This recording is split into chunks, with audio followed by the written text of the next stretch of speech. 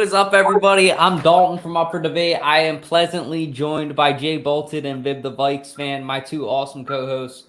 We got a dope-ass show for you guys tonight with a ton of great content, NBA and NFL related. Without further ado, we won't keep you guys waiting any longer. I'm going to kick it right to, I guess, we have a lot of NFL experts on our show, but I think that this guy is the probably the coldest climate NFL expert on the show. I think you guys already know who I'm leading to. Not Jay out there in Cali where it's nice and warm. Viv, the Vikes fan, we'll let you take this first. Kind of an awkward transition there by me, so I apologize. But what are you thinking about the Bills? They need a cornerback. Are any of these guys the missing piece to the Super Bowl formula? Absolutely. I would definitely go with James Bradbury. I'd say he's the best one out of the bunch, or as of right now, he's the best one out of the bunch. He didn't have a particularly great year, but I mean, he had a good 2020. And honestly, in a Bills system with already you got Tre'Davious White, you won't be guarding the number one receiver. I'd expect a good year. So yeah, I'd say James Bradbury, and he probably won't be looking for a ton of money. He's getting up there in age, and he probably wants to win at this point more than earn money. So I'd say James Bradbury. I could see that. Anybody else up here you think that could be a good fit if they can't get Bradbury? Like maybe like your boy Trey Waynes? No, not a fan of him. I love Trey Waynes. Obviously, that's my guy, Minnesota guy, or former Minnesota guy. I'll always be rocking with my ex-Vikings wherever they go. But I mean, even in his last year with us and like through Cincinnati, I mean, I haven't really watched too much of him on Cincinnati, too much tape of him on Cincinnati, but even in his last year with us, he'd significantly regressed from like the 2017, 2018 days where he was like very, very good. So I don't particularly know, but I'd say Bradbury's your safer bet. And Mr. J Fly, what are you thinking for the Bills? Who's the right guy in your opinion? I mean, I think Viv basically got that right. I think James Bradbury, I think he's the most coveted guy right now that's out there. So if they can get him, I think that'd be I think that's a great pickup for any team. I think the Raiders are in desperate need of him, but the Bills can get him. I think the Bills are, in my opinion, a top 5 contending team this season in the tough AFC division. Tough AFC conference that they're in. But I think really outside of the Rams and the Bucks, the AFC is really tough. You look at the Bills, they add a corner like Bradbury, maybe that like catapults him into that top 3 conversation maybe. But yeah, I think either way they're gonna be good though. They don't need Bradbury, but it'd be nice to have him in my opinion. It's like you have a nice luxury car. You don't need the 24-inch rims on them. You don't need the nice, you know what I'm saying? But it'd be nice. Yeah, but if you here's my analogy to back that up, Jay. If you want to win the race, you got to get them rims sometimes. So the race is the Super Bowl. And if the Buffalo Bills want to go to the Super Bowl and win, they might need those flashy new rims. You know what I'm saying? I agree with you. I don't think that they need Bradbury. But I don't know. At the end of the day, we saw kind of what the Rams did last year, what the Buccaneers did the year that they won. These teams load up all year round, even when teams think that they have enough. Like your Chargers are, Jay. Like your Chargers are. Even when people say, we got enough, guys. We got enough. We don't need any more. They still load up. That's what Super Bowl teams do. Hey, I remember because we won one in 2018. I was there. We loaded up that year. I hear it. Go Birds. But I think for the Bills, at the end of the day, they should honestly go out and make a move for Bradbury, Waynes, Chris Harris Jr., even Joe Hayden. I throw him on the graphic. That'd be interesting.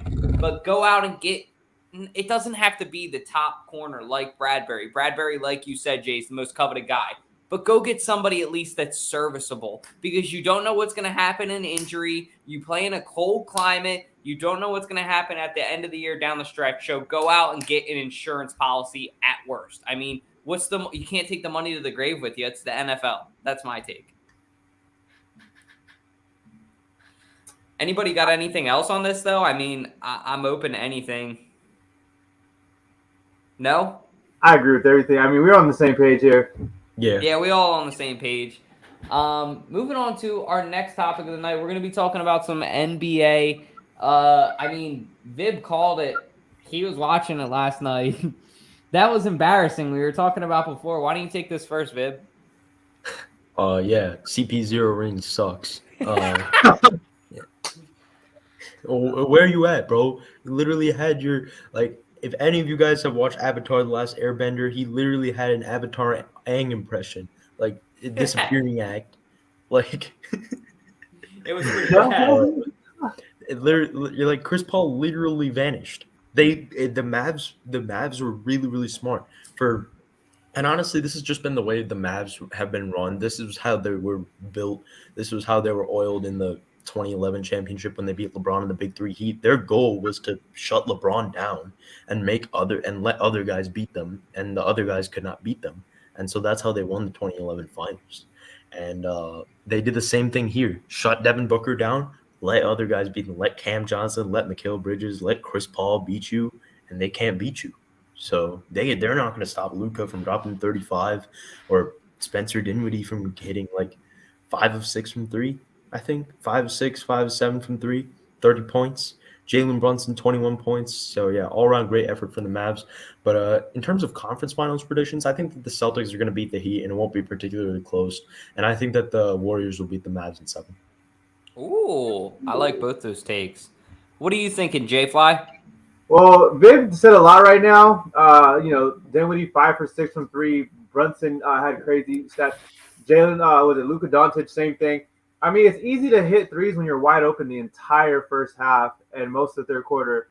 And they start playing defense on Luka like in the third quarter when they're down by 25. So that to me, and same thing goes with the Bucks. The Bucks played no defense in that game 7. I watched that game, and look, there's something people want to complain about refs and things like that. That's fine, but there comes a point where you have to play defense. I don't care what the refs do. You have to play some kind of defense. So, in my opinion, I have the Heat winning in 5, and I want to say the Warriors in 6, even though I'm rooting for the Mavs because I like Luka and I like the Mavs. But really, these teams, to me, in my opinion, the Mavs and the Celtics aren't battle tested. The Celtics played a Nets team where their second best player wouldn't even get off the bench to play the game. Then the Mavs are playing a Phoenix Suns team that are frauds. So you got the Greek fraud, and then you got CP fraud on both ends of that. And so in my opinion, if I'm the Celtics, I just finished playing 2 rounds, 2 series against teams that don't play defense. The Mavs did the same thing. They had 2 easy first rounds. Where the Warriors and the Heat, I think, were more battle tested. The Heat, in my opinion, played the only team that could possibly challenge them for a finals appearance in the East, which is the Sixers. They beat them, and the Warriors just played the Grizzlies. They didn't have Ja Morant, who I thought was the second best team in the West. So, in my opinion, Heat, Warriors are better. They're battle tested. They should be in the finals, in my opinion. Those are my predictions. I agree 100% with the Heat take, not with the Sixers take. The Sixers, what we've seen, we need a lot of help in a lot of places, and we'll get to that in our next topic. But I got the Heat too. I think that what you said, Jay, about battle tested, that's the perfect word. They've been there. It feels like this Celtics team is younger. It feels like this Celtics team doesn't have as much depth. It just feels like everything points to the Miami Heat being in the finals. Golden State Warriors versus the Dallas Mavericks. That's where it gets a little bit tricky for me. I don't watch a lot of these two teams much at all, if not really the Mavericks. But I really, really like Luka and what he just did in that series. And I thought that they shouldn't have won that. And because of Luka, they did.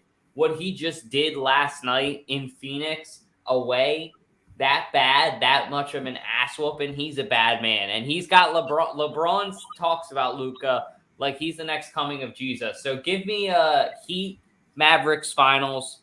I'd love to see it. I like to see it. Last thing I'll say on this before we move on. I've never seen a game because, like, we were watching the Bucks game, and I was watching the Bucks game, and they're not playing defense on 3-point shot. Like, they're letting them shoot. But the difference is that they have Jaylen Brown kick it out to Tatum, and Tatum's wide open. Just no one's guarding him because I don't know why they're not guarding him in the wing. Then you have Grant Williams, no one's guarding him in the corner. Then you have Jaylen Brown, no one's guarding him in the other wing. I get that. I see that a lot. I have film of that. The Mavericks do that sometimes too. But I've never seen where their best player, Luka Doncic, is dribbling the ball, waiting for someone to guard him. And he's like, no one's going to guard me? I'm at 3-point line. Okay, and he just pulls up, and he does that like 4 times in a row. And no one steps up to guard him. They just look at him and watch him, like dare him to shoot a 3 as if he can't make these. I've never seen that before to a star player. I was talking to someone recently. They do that to Russell Westbrook all the time.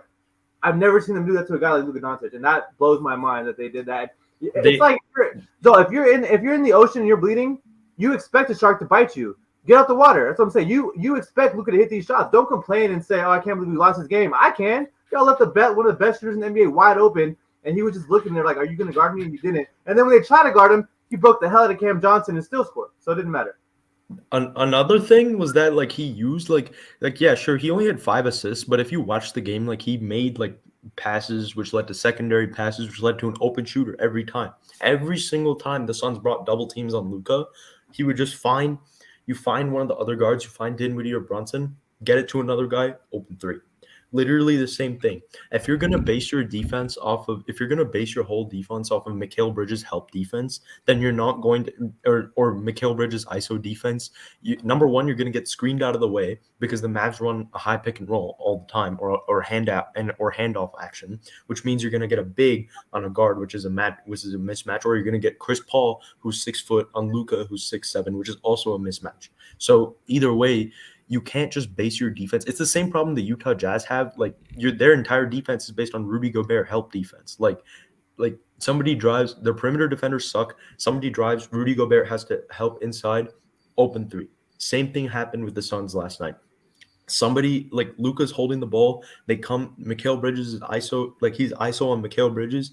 Mikal Bridges, he just passes the ball to Dwight Powell or Maxi Kleber, gets screened. Bridges gets screened out of the way, gets a mismatch on Ayton or CP3, and if it's Ayton, you can isolate him on the perimeter and either pass it to your big inside or shoot a three over Ayton because he's not that great of a perimeter defender, or you drive on Chris Paul.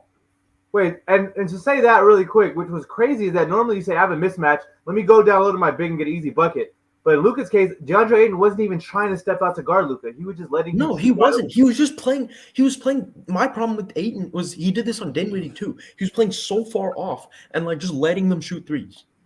It was ridiculous. Like it was insane. Like it was insane. But we'll digress. But yeah, that was insane. Am I thinking too hard into this, Jay, with that picture? I mean, all the way to the right. Am I dreaming too hard? I will say this, though. This is before I met you, but I was playing 2K franchise, and the next season is when LeBron James went to Philadelphia. So, but he did go to play with the great Ben Simmons in 2K when that happened. So that's not there anymore. So I don't know, dog. Probably not realistic, but I don't think he's going to Philly.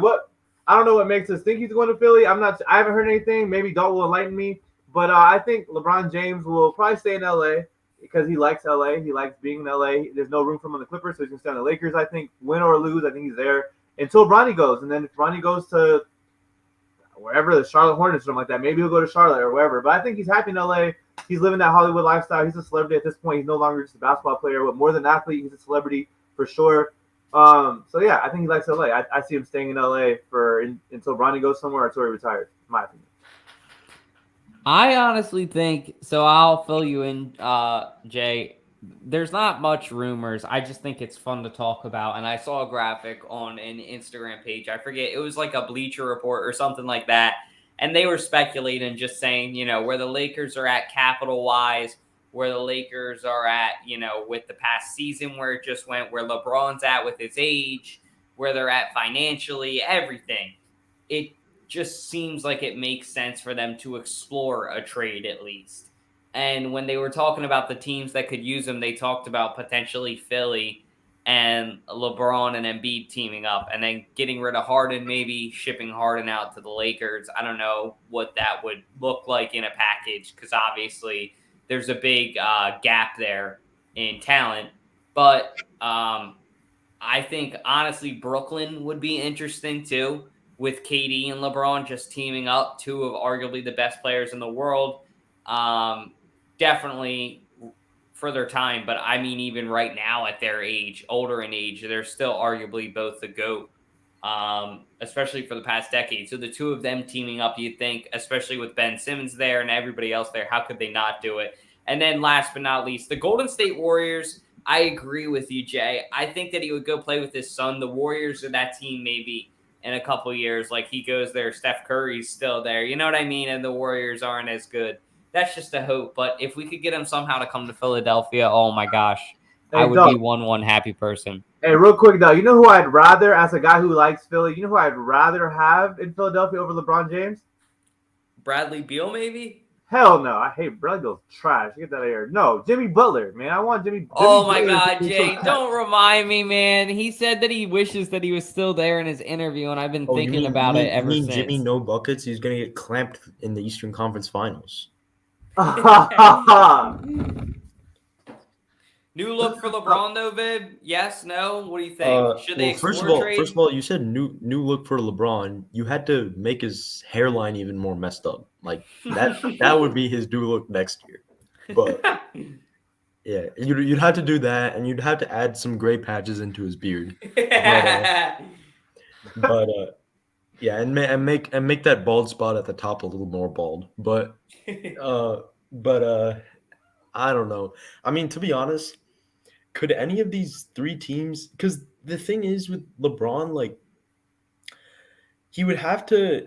It would. I don't know how the money would work. First of all, because like a lot of other contracts you need to take care of on Philly or Golden, especially for Philly and Golden State, you got to take care of Tyrese Maxey's contract because he'll want to raise. He'll want Matisse Thybulle. He'll want to raise. You still have to find. You still want 3-and-D depth. For Golden State, you also want to take care of like Kuminga's contract or maybe repay Andrew Wiggins or like guys like that. Uh, Brooklyn would make sense, but I don't think that LeBron for his own legacy and also like other players for their own legacies would want like LeBron to go to Brooklyn. So, so I'm not sure. I mean, realistically, if I were to pick one of these three, though, I would probably say Golden State.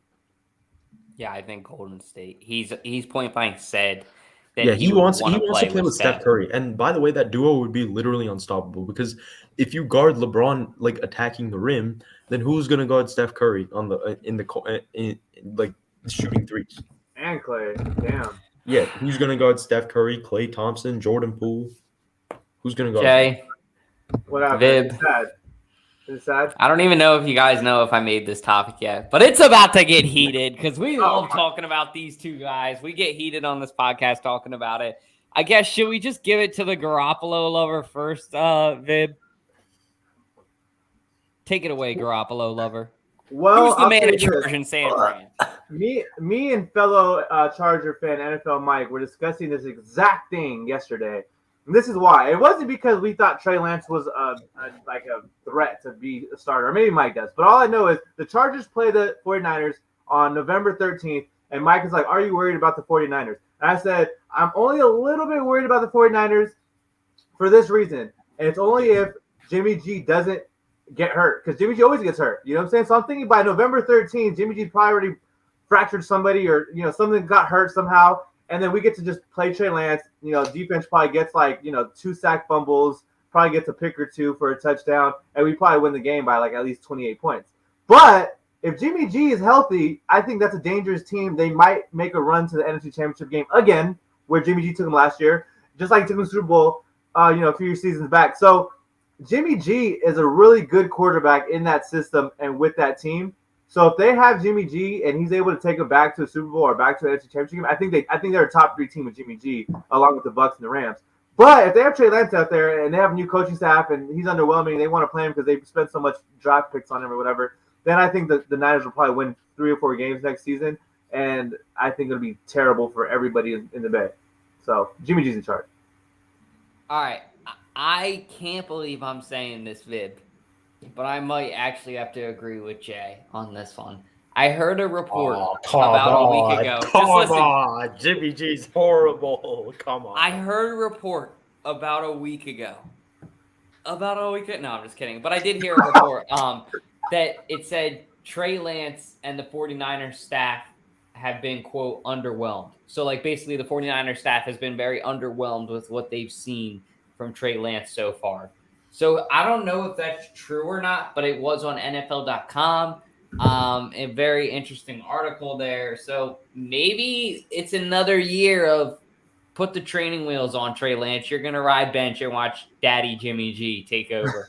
And Jimmy G, honestly, for what they did last year, I don't like Jimmy G either, Vib. I think he's ass. I agree with you. But I think what he did in Green Bay last season, winning on the road, the 49ers management is going to be like, how can we not give this guy another chance? The question is, will he get injured and when will he get injured? Because by November, like Jay said, some shit's got to be broken by then. I love that point because it's 100% true. All right, Vib, take it away. Just a disclaimer: I'm not a Jimmy G hater. I'm a Jimmy G truther. The hater. The hater. Second of all, number one, Trey Lance's floor is literally the exact same as Jimmy G's. Because worst comes to worst, Trey Lance sucks. Literally, just take the ball out of his hands and run it 30 times a game with running back XYZ you picked up off the practice squad. Because that's, if you're Kyle Shanahan, you can afford to do that. You've been doing it literally for the last I don't know, ever since Jimmy G's come and played QB for you, and it's worked when it's worked when you've had a healthy defense and a healthy team to just not have Jimmy G do anything. Then when it comes playoff time, Jimmy G just fumbles the bag. Jimmy G Jimmy G was not the reason that they beat the Packers in the divisional round or the Cowboys in round one. He was the reason they almost lost both games. And then he was also the reason they lost the Rams game in the NFC Championship. Jimmy G sucks. I would take Trey Lance's potential 10 times out of 10, knowing that his floor is going to be the exact same as what Jimmy G is doing right now, than Jimmy G's safety. He's kind of speaking facts. I think what honestly will happen, in my opinion, is they'll go out, they'll have the first 4 fucking games, and they'll be like, all right, where are we at? Are we 2-2? Are we 3-1? Are we 1-3? And those first 4 games will go to Jimmy G. And the 49ers will honestly say, is he our guy or is he not our guy? Let me pull up the schedule real quick. Yeah, the 49ers' first 4 games go as the Bears, the Seahawks. Oh, my God. So they should go 2-0. The Broncos, they'll probably lose that. And then the Rams. So if they can go 2-2 to start, okay. If they can go 3-1, oh yeah. And if they can go 4-0, yeah, Jimmy G's the guy. But if they go freaking 1-3, get his ass out, because they're playing a team like the Seattle Seahawks or the freaking Chicago Bears next season. No. He's got to go 2-2 the first 4 games, in my opinion.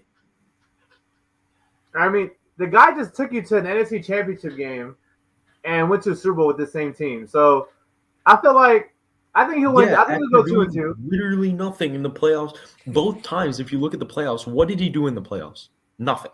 What did he do? Absolutely, he won the game, Viv.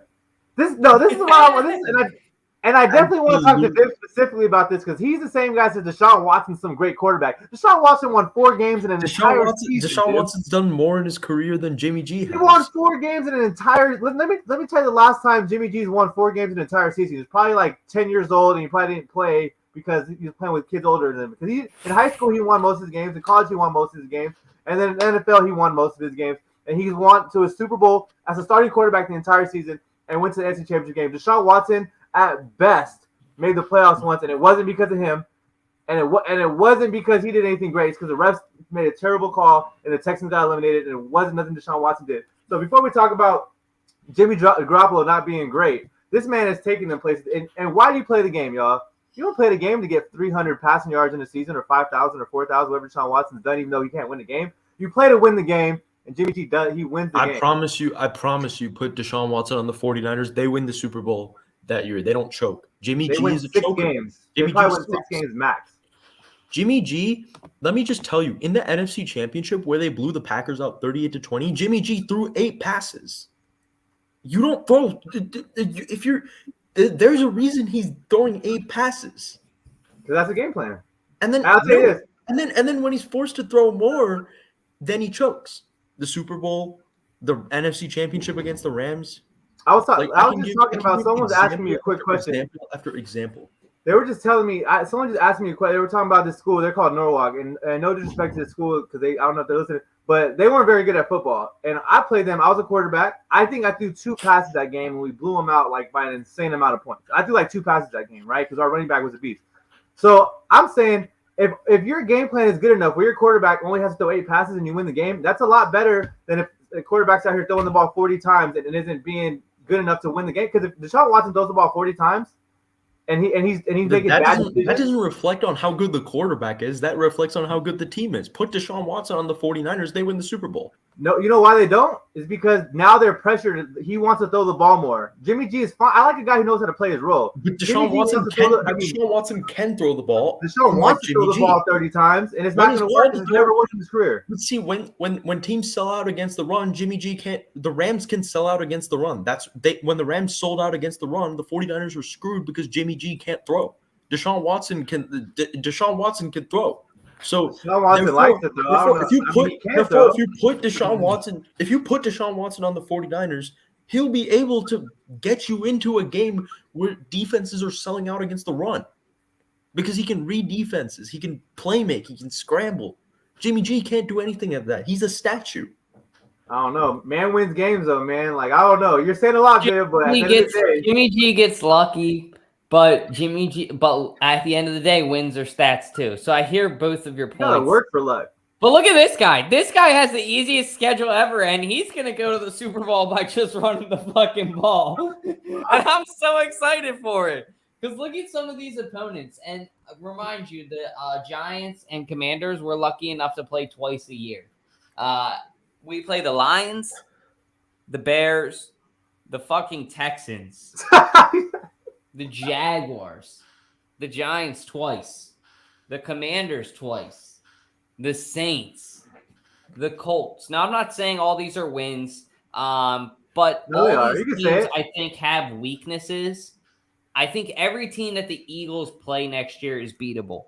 I don't think that they play like a team like the Chiefs, even the Packers. I think Vib would agree with that. The Packers this year are way more beatable than they've been any year prior, unless, God forbid, they go out and sign Julio Jones or somebody else. Christ, knock on wood. But my Philadelphia Eagles, I could really, really see having a good regular season schedule. And I was actually thinking about it during the podcast. And I would compare the Eagles to the Ravens 2 years ago when Lamar won MVP and they had like a 13-win season and then they go in the playoffs and they just get the shit kicked out of them first round.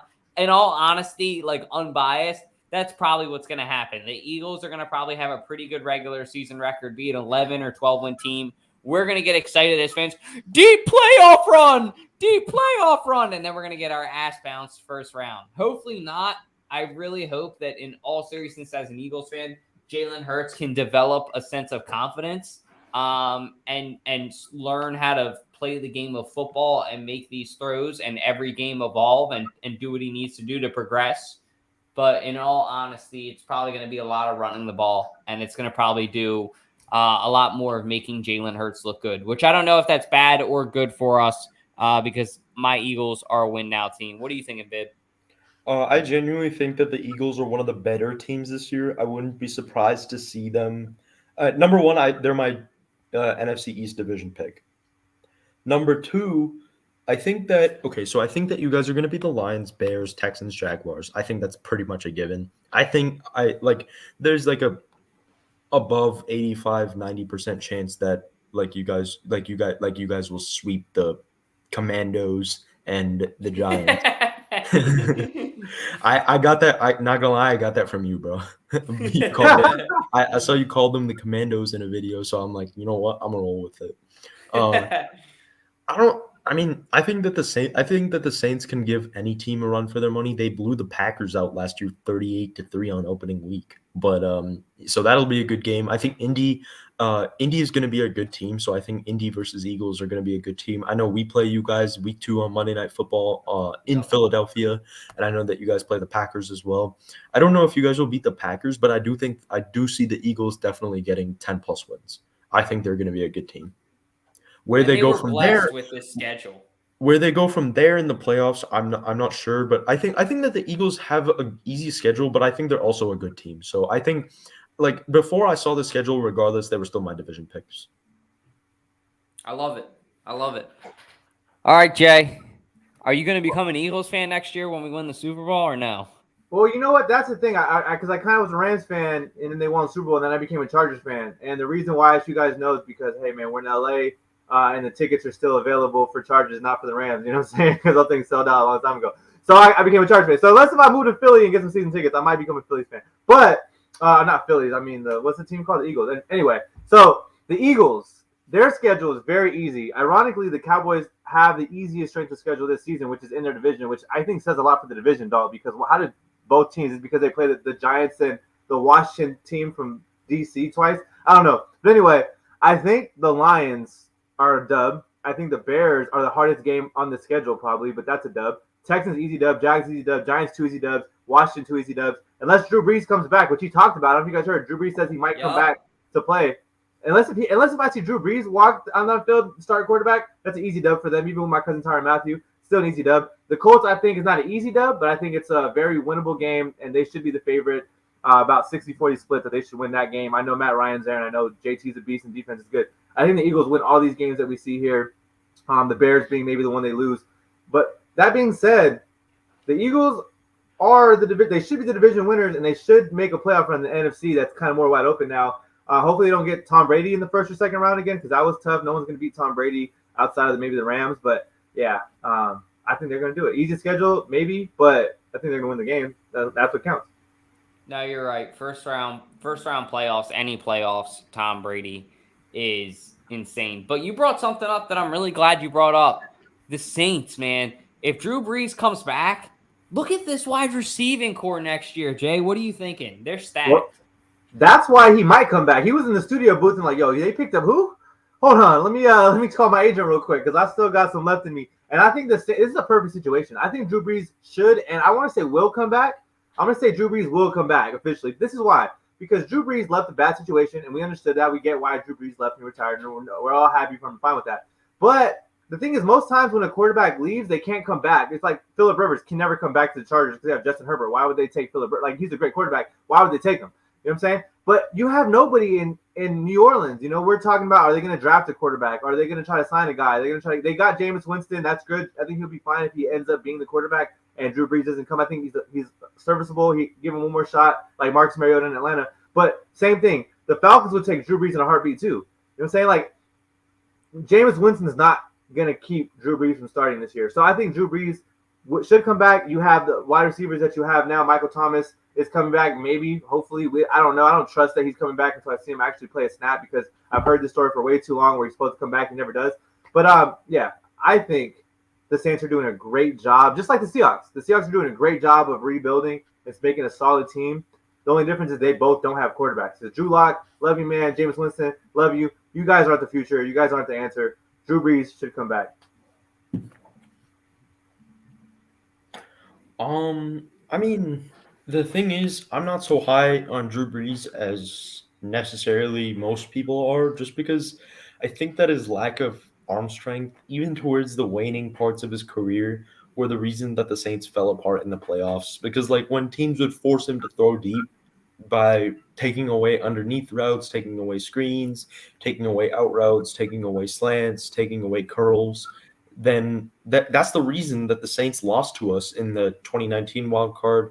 That's the reason that the Saints lost to the Tampa Bay Bucks in the 2020 divisional round. Yeah, 2020 divisional round. In both those games, Drew Brees didn't play well.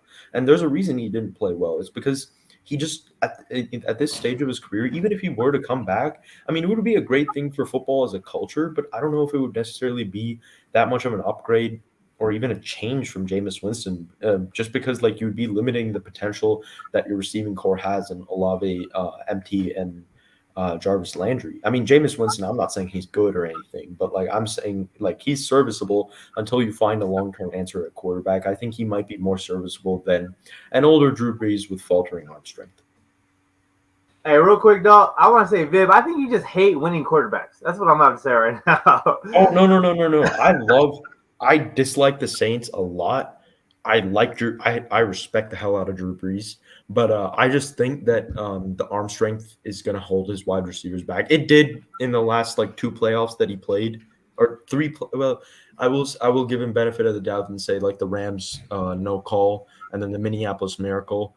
But the last 2 playoffs, his arm strength Drew Brees has been what has held the Saints back. You can't really point because, like, yeah, their defense, but you can't, like, their defense held us to sub 20 points. He turned the ball over twice. Same thing against the Bucks. He turned the ball over 3 times. Their defense played really, really well and got gassed in the second. Their defense played really well in the first half and got gassed in the second half because Drew Brees kept giving the Bucs great field position. The same thing. He gave us really good field position every time he turned the ball over. We scored off every time. The crazy thing to me is I just think that it doesn't make sense for me. It just doesn't. And I love Drew Brees. It would be great for the football storyline, the fairy tale. Oh, no, it doesn't fucking matter. The Saints just paid Jameis Winston $28 million and made him the 16th highest paid QB in the league, right behind Tom Brady. Yes, right behind Tom Brady. Paid more than Joe Burrow and Kyler Murray. So they just put him right there. Honestly, in my opinion, if I'm Drew Brees, yeah, I want to come back. But if I'm the Saints, the business decision is no. He looked beat up at the end of his time when he was with the Saints before. I don't think that he's going to be the same guy on the field unless he starts going back in the offseason now and has some insane offseason. I definitely think the IQ's there. I definitely think in the depleted NFC, now's the time to do it and make the push, especially even in your own division when the Buccaneers, I don't think, are as good as they were a year or two ago. But, oh, my God, this fucking wide receiver core, it's so tempting for Drew Brees to come back. Chris Olave, Jarvis Landry, Mike Thomas, Alvin Kamara will probably be back. All these guys out there that you have as weapons. It's like looking around and he's got to be like, oh, my God, this reminds me of my 2017 2018 offense when they had Mark Ingram, Alvin Kamara, Mike Thomas, and then a couple other wide receivers as well. I'm drawing a blank. But the point is, this wide receiving core is stacked, and I think whoever plays QB, Jameis Winston or Drew Brees, is going to have a heyday, should have a heyday with these guys. So bravo to you, Saints, for putting this together because this is a really good – this is probably the best wide receiving core, I think the best trio in the league, in my opinion, hands down. And then last but not least, our final topic of the night, the guy that we're really just talking about. I'll go first with this one. Undecided is a great word. I think he's going to come back, though. Like Jay said, book it. He wouldn't be saying it or hinting at it if he wasn't already going to do it. In his head, the decision's made up. I don't know if he's told his wife yet and his kids. I think that that's what he's doing right now. I think that he's already looked. He knew right when he saw that draft, like Jay said, he called his agent and he's like, hey, it's time to make some moves because I'm coming back. I don't know what it's going to look like. I don't know if they're going to have a battle. I don't know if Drew Brees is going to be the backup. I don't know if Drew Brees could even go to a team that needs a QB, like maybe the Commanders or somebody else like that just is like, hey, we could use a QB. It just doesn't make sense for the Saints to bring him back. But I don't know. I think that Jameis Winston would be fine with it. I don't know how durable Drew Brees is going to be, though, if he comes back. That's the real question. Like, he could very well, and no disrespect to Drew Brees, this is not what I want to say, but he could very well go out there for 8 to 10 games and then get hurt and then call it a career. And is it worth it? You know what I mean? To get all that team chemistry and go out and spend the whole year saying that you're the guy to the Saints to bring Jameis Winston in and then try to make that playoff push last minute? For me, no, it's not a good business decision. Like I said, I love the idea of Brees coming back, and I think that Brees is the better QB. But taking that year off, it's too late for me now. Jay?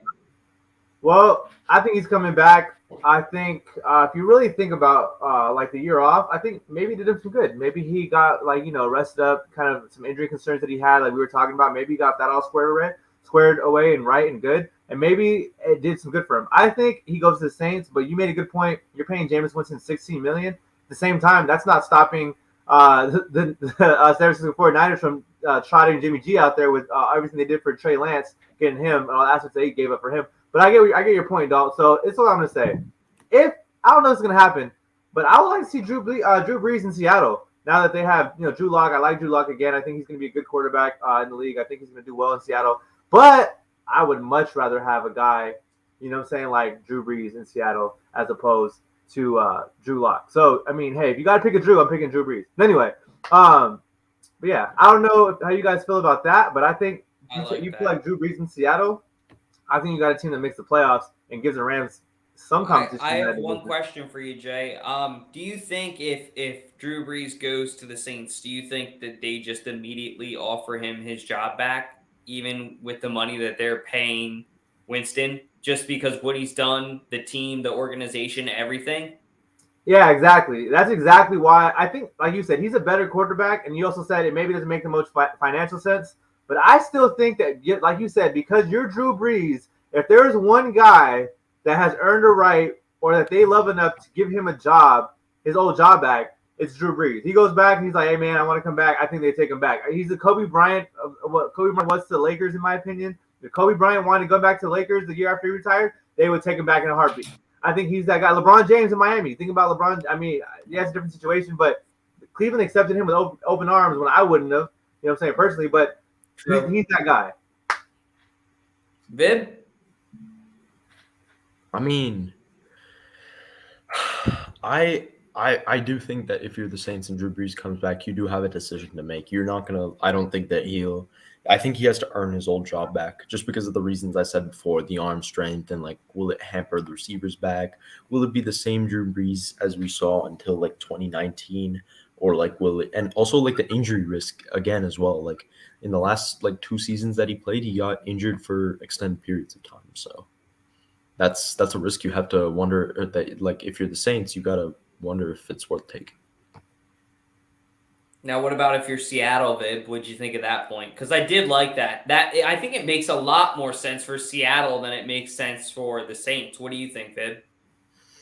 Honestly, I'm honestly not sure. I think that if you're Seattle, you're just looking to like rebuild like the whole thing, and I don't know how much Drew Brees is gonna, or like, I mean, to be honest, like, you don't really care about who you have as your quarterback, like if you're just trying to rebuild. So. Okay. Yeah, I think honestly for the Saints, it's honestly more of a headache, I think, now that Drew Brees wants to come back. Because you had Jameis Winston before, and you're like, all right, Jameis is our guy. We have no other option to pay him. It's almost like, Drew, where the fuck was this like 3 or 4 months ago? Like before we paid Jameis Winston. That's how I'd feel if I was a Saints fan and the Saints organization right now. But moving on to our last... What's up? Quick question for you, though, because I'd be excited if I'm Jameis Winston and I heard this news. If you're Jameis Winston, aren't you happy that Drew Brees wants to come back so you can get paid $26 million to sit on the bench for a whole season?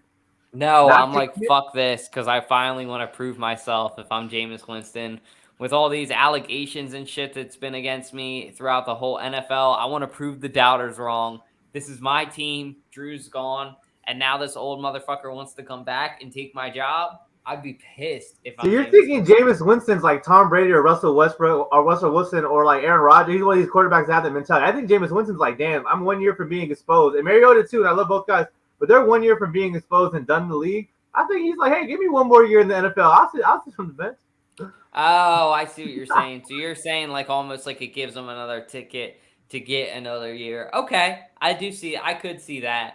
At the end of the day, though, I think honestly, the kind of guy that Winston is, and all the work that we've seen him put in with all this shit, I think he's eager. But our final topic of the night, boys, one has to go. Woo! I guess I'll let Vib take it first. But out of these 4, what is yours that has to go? Cereal, 100%. Cereal. Great. I think it's a no-brainer. Why was that so quick of a decision for you? Just, do you eat the other foods often and cereal not at all, or? No, I don't really eat any of these often, or I used to, like when I was like a lot younger, but like I don't anymore, just because like they're not that healthy, and like also they're like really. I'm not like the biggest fan of sweet things, but definitely I would say that like cereal has to go, just because it's like, I'd say like the other 3 things have like, donuts are just like, if you want like something that's really, really sugary or like fatty, and like it kind of has like the art and delicateness of like a pastry. And then like waffles, a good waffle is like a good waffle like made like with a waffle iron and good batter is like really, really nice to have as like a breakfast food. And I feel like it's more filling. Same thing with pancakes. Cereal, I just feel like it isn't. Fair. Jay? Well, I'll say this. Fruity Hoops in general are a pretty good cereal. So that even if it was just Fruity Hoops, not cereal in general, because I can't do cereal in general because I love Raisin Bran. Raisin Bran is really good. Raisin Bran Crunch is a really good cereal. Cocoa Puffs is really, really good. So even if all cereal for sure, I gotta keep cereal. Cereal's like the one thing I gotta keep. I think I eat cereal more than anything else. Waffles, I gotta keep. I gotta keep waffles because if y'all ever been to Roscoe's, I don't know if they have that out there, but you come down here to LA, get some Roscoe's chicken and waffles, man. That place is fire. I know Atlanta's got the Waffle Houses, Viv. So I mean, waffles have to stay on there. Oh yeah, for sure. Yeah, waffles is the only thing. If anything, the other three can go. I just keep waffles. But no, I'm gonna keep waffles. I'm gonna keep the Fruity Hoop cereal. I'm gonna keep all cereal. Pancakes, I don't eat pancakes. I eat pancakes a few times a year, but when I do eat them, they are pretty good. Put some like syrup on it or something like that. It's pretty good. So I'm gonna have to go donut. Donuts gotta go. I don't really care for donuts. I have donuts more than I probably have pancakes just because they're always everywhere. Everyone has donuts everywhere you go. There's donuts, a box of donuts. You know what I'm saying? But I'll go without donuts. It's pretty easy for me. I'm saying donuts gotta go.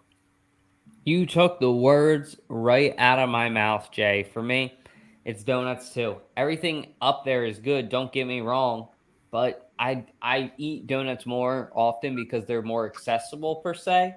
But there's nothing like a good waffle or a good flapjack and Reese's Puffs, baby. Reese's Puffs. That's my favorite. And a good cereal. I mean, that's it for me. But anyways, I want to thank both these guys for coming on tonight. That's all we got for you guys tonight. Hey, dog. Before we go, I have one question for you about this. Where do you specifically rank Fruity Hoops in all of cereals that you know? So first off, out here on the East Coast, we don't call them Fruity Hoops. Yeah, we call them Fruit Loops. Fruit Loops. I got them at the bottom of my list, Jay, all the way down. But you did remind me something though, Jay. What looks like this though, dog? This shirt is kind of fruity hoops color, as you would say. And we got our new merch store out there, guys. Corny as hell. I gotta try. I gotta sell the stuff. But seriously though, guys, the stuff is super comfortable. I got another shirt here. I can show you guys our long sleeves, which are really good for working out, hanging out. I'm sorry, this is my short sleeve. My long sleeve's over there too. But our merch came out really, really well. Support the store. Stuff is not too expensive. Great quality. And support your favorite podcast on Apple, on Spotify, everywhere where you can find us. You already know. I want to thank both of these guys for coming on with me tonight and every night. I mean, I don't got anything else. You guys got anything else? I mean, I just don't understand, dog. You guys playing a loop is like this. You know what I'm saying? Loop is like what you know what I'm saying? Like a loop. A loop is like it doesn't close. A hoop closes. You know what I'm saying? I don't get why it would be a loop. Should we hit that? Should we hit the outro, Vib? Yeah, hit that outro. They're the same thing.